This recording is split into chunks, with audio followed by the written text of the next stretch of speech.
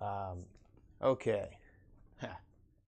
So, what's going on, everybody? Jason here, and I am bringing you another Instagram and YouTube live meditation, yoga, wellness session. So, feel free to tune in. All these sessions have been added up to my YouTube page, so if you miss any of the sessions, just feel free to check out YouTube. Uh, and feel free to share anything with anybody or comment, and I'll be happy to continue to grow these practices. So today we definitely have a special practice, and this practice is a practice that I've done for quite some time. It is actually one of the 8 limbs of yoga. So yoga is comprised of 8 limbs, and I list those limbs on my website. So feel free to check them out, the 8 limbs of yoga. Now, one of these 8 limbs, which follows right after our asana practice. So asana is the postures that we do, and if you're familiar with yoga, the postures are a huge component of the practice. So now we actually move into a practice called pranayama. So what exactly is pranayama? So prana is referring to the field of energy, and it's somewhat it can be a little bit difficult to explain uh, from a standpoint of our Western understanding, but pretty much, well, no, even from our Western understanding, I guess we can understand that the entire universe is comprised of matter. And in yogic philosophy, they refer to this matter as prana. So, prana, for the most part, as we understand it through yoga practices, is referring to a living sense of energy. Obviously, if we talk about the matter of the universe, energy is existing, living, non-living. It is the makeup of all things. So in referring to yogic philosophy, we refer to this energy as prana. And yama is referring to something that is controlled, constraint, something that, or it could be a flow, it could be some type of movement. So when we talk about pranayama, we're literally talking about how this energy that is naturally flowing can be constrained, can be elongated, can be controlled in order for us to allow for the mind to begin to still. So there are many, many different practices of pranayama. Before we go into them, uh, there are 3 parts that the breath is comprised of. The breath is comprised of the inhalation. This is called puraka. So puraka is referring to the inhalation or the breath, and the inhalation breath is really about revitalization. So when we think about inhalation, we think about filling the entire body with oxygen, oxygenating our bloodstream so that our muscles and cells are able to function optimally. Then the second part of the breath is known as rechaka. So rechaka is referring to the exhalation, the excretion. So the excretion is getting rid of any type of impurities that are in our body. It could be, the simplest is the carbon dioxide that our body develops through cellular respiration, and it is getting rid of the waste from our body. So through exhaling, we are directly releasing the molecules that had built up as waste inside the body. Now, the third part of the breath is called kumbaka. So most of us don't typically take note of kumbaka. Kumbaka is referring to the space in between an inhalation and an exhalation, or an exhalation and an inhalation. Now, in this space, there is a pause, and as we sit in that pause, we're able to exist in the space between inhalation and exhalation. And this is helpful from the standpoint of meditation and our work in the yoga practice, as it allows for the mind to be still. The last thing that I would like to share with you is that these breathing practices, they should be done when the breath is non-effortless. So when we start with any breathing cycle, we have to look at the breathing as it is in the body. So if your breath is very rapid or if your breath is very shallow, you may not want to do any of these restraint practices. So in starting, you always want to start with the apana breath, which is the breath of just observing as it is, apanasati. So when we look at the body, we just notice our breathing, maybe we notice our belly, and we just observe. Is the breathing natural? And this is even, it's not really a form of pranayama, it is a form of just observing the breath. So pranayama is when we begin to add these processes to the breath. But when we just observe the breath, we're just taking note of the inhalations, of the exhalations. And this allows for us to drop into the space of breath.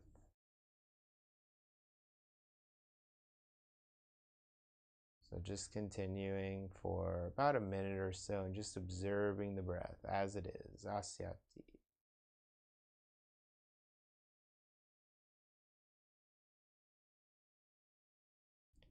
And if you need any help with practices that allow you to observe the breath, you could check out some of my previous videos on apanasati and even the Zen practice, which is the breathing in the belly and just observing this process of breathing in the belly, into the belly, and then how the air leaves the belly. This is a great preparation for pranayama.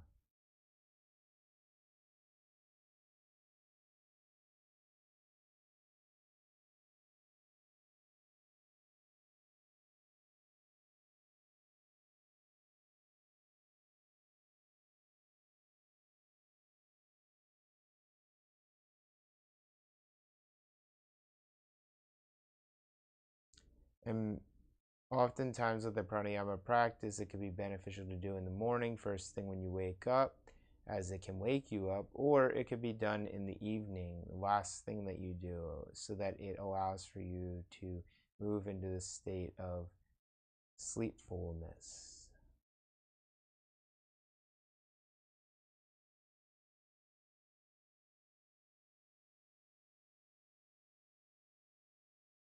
So one of the practices that we've already done in a previous video, however I'd like to recover it, is a practice that is known as Kabbalah Bhati. So this is referring to a breath of fire. So when we do this breathing, the breathing is all done using the diaphragm. So if there's any issues with diaphragm, or you have any issues with breathing at all, please consult your physician prior to doing these practices. So there's no need to force the body or to do something in any way that could create any harm to the body. So if you have any concerns, obviously check with your physician.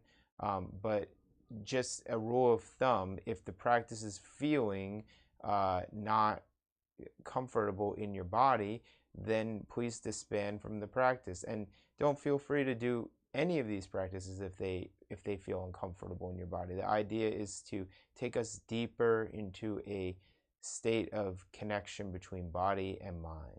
So Our first practice is done using the diaphragm. So this is the diaphragm right here.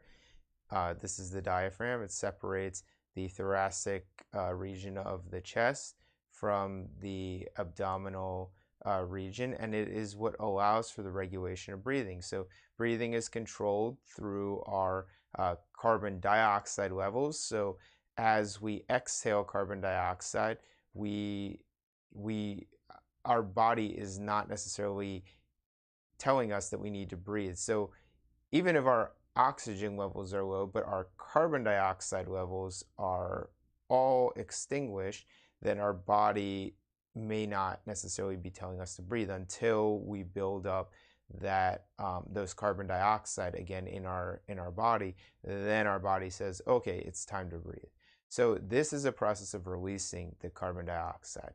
So what you do is you just begin to take pulses with the breath. So it's like almost like a jab in the stomach, and it goes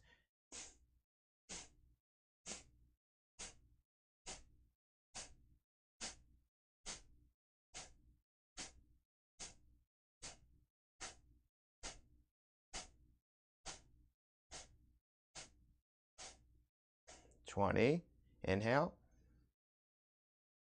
exhale, inhale, exhale, and again. So we do it all at a single pace.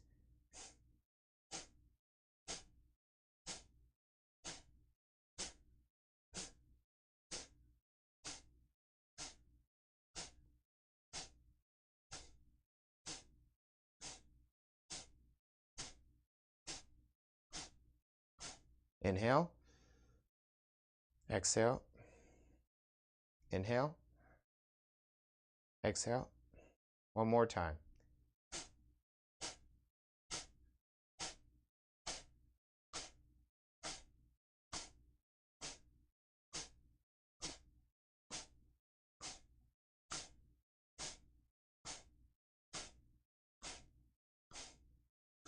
Inhale, exhale, inhale, exhale, and relax. So typically, Kapalabhati practice is done in the morning time because it awakens the body. Really, inhale takes in that oxygen, exhale releasing carbon dioxide. So some people, they'll move into a kumbaka, which is the holding of the breath, and it's okay to do that as long as your body is comfortable. And if you have any issues with any of these practices, just feel free to ask me, send me a message.